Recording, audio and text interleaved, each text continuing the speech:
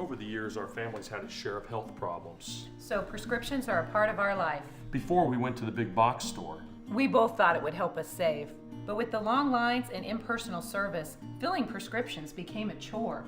That's when a friend recommended D&H. Now Tristan knows our prescriptions. Brenda always helps us find the right vitamins. And after Dad's fall, Monica's been a real expert with all our home medical needs. All without the lines. Trust and service. That's our D&H.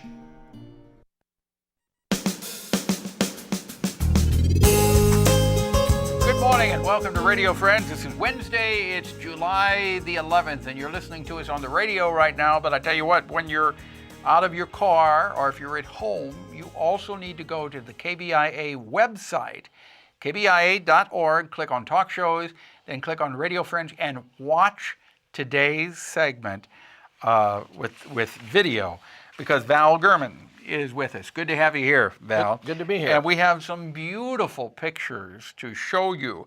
We'll try to do the very best we can in describing them on the radio, but watch them on the internet. Go watch this video on the internet so you can see. And let's get into the pictures. First of all, we had on May the 20th, we had a really unusual event here. Yes, we had a partial eclipse of the sun. The sun was more than half covered. And the first image here I took at Laws Observatory on the MU campus on top of physics. Yeah, right now, before this looks sunset. like the crescent moon that's upside down, or a hat that somebody's wearing. But this is an absolutely beautiful photograph, and you took this yourself at the Laws Observatory. At Laws, right before sunset, during the eclipse, we had about 150 people at the observatory for the eclipse. And also viewing at Rockbridge High School, a few people were. Now, was this photograph taken with a filter on the lens, or? I'm ashamed to say no. I don't use a filter when I shoot right at sunset. I can get away with no filter. Okay. For about 5 minutes. Okay, that's a beautiful picture. Look at it on our website. The next picture that we have, what is this? Well, now then, just a few days later, we had the transit of Venus, which many of your listeners have remember.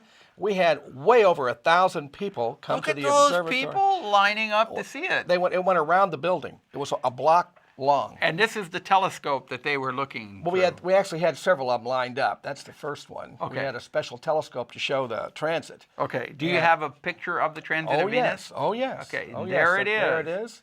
I took this also with the same setup as the eclipse picture, and this was taken right at sunset. And it looks like a bullet hole in the sun. That's the planet Venus. Yeah, okay. So that's a beautiful picture. KBIA.org. Talk shows, click on Radio Friends and watch the segment. You'll see what we're talking about. Number 4 is another picture. This is a friend of mine who, MU employee, Scott McCord, took this at the same time I took mine. And he had a wider angle, and he got an even better Oh, you can see that little dot. That's the transit of Venus, right? And that's the same size as the Earth, by the way. If you could see the Earth in front of the sun, it would be the same size as Venus. Wow, so that's a very good perspective of where we are. It gives you an idea how big the sun is, and the Earth is like a pencil point, a pencil how tiny dot. we are. Okay. The next picture is a sky chart. Yes. Now on July 25th, 2 weeks from tonight at Laws Observatory, we're going to try to show. We can show Saturn, really nice, and Mars also. But the big deal is the moon will be exactly at first quarter that night, and we're going to try to show a point of eternal light on the moon.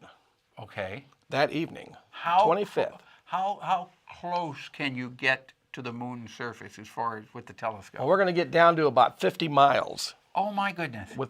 Is this the picture? Is this? Well, now this is a computer simulation of what we're going to show. We're going to show at least that much power. And right at the bottom of the moon, right where the day-night line is, right in the center, there's a crater called Malapert. And there's a ridge on that crater where the sun never, ever, ever sets. Ever. Oh. And they're going to put a moon base there, I predict, one day, and they'll put the solar panels up on top of that ridge. That will be the power supply for the moon base. Because it will never, the sun will never set. The sun will never go down. They Never don't go have down. to worry about clouds. It's always a clear day. Exactly. Clear. Every day is clear on the moon. But now when we're looking at this picture, you said this is a computer-enhanced picture? It's a computer simulation of the moon, but it'll look almost exactly like that. When you look through the telescope at Laws Observatory, you're going to see the moon with those craters looking like that. absolutely. Which is about the distance of 50 miles above the surface of the moon. Right.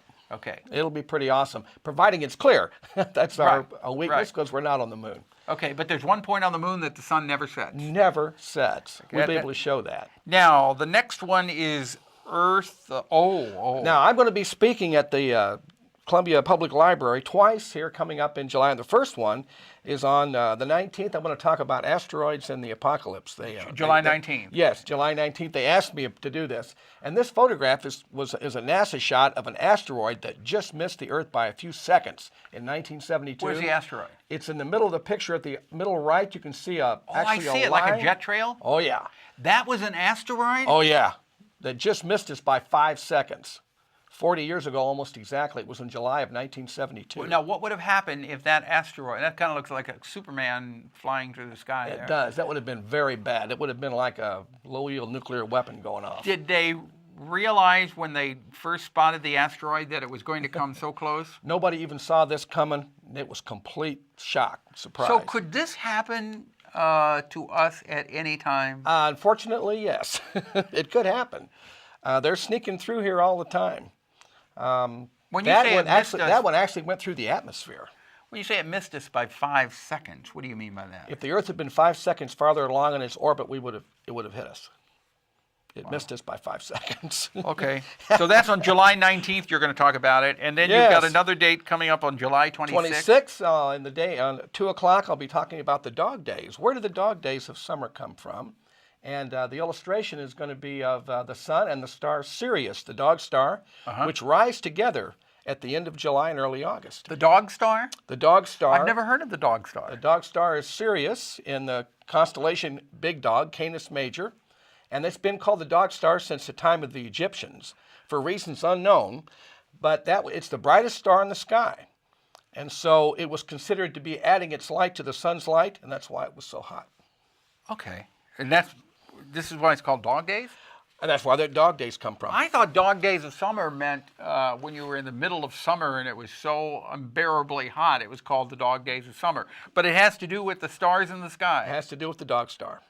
And we only see that in the summertime. Well, it's together with the sun in the summertime. Okay. And that goes back to the Egyptians. The Egyptians called them the dog days. And I guess the fact that it's hot, we call it the dog days of summer. Because the dogs won't get off the porch. I think that's part of it. All right, Val, thank you. So, we got one more picture? If we have time. There it is. My goodness. Yeah, this was taken this was in late spring by Josh Hufford at Jefferson City. This was made right here in Missouri near California. This is not real, is it? It's real. That's the Rosette Nebula. And this was taken through a telescope? Taken through a 6-inch telescope right here in Missouri. Oh my, that's unbelievable. Yeah, you really have to see this picture because it doesn't look like it's real, but it is. It is real. If people want more information, what do they got a website they can go to or just call? CMAAastro.com. Okay, or they can call 445-0049. Thank you. We're out of time for today. Val Germann, it's always a pleasure to have you here. Our show directed by Travis McMillan, Reynolds Journalism Institute, Audio Pat Akers, KBIA, our floor director Danny Madison, and our assistant producer and guest coordinator Uncle James Mouser. Bye-bye.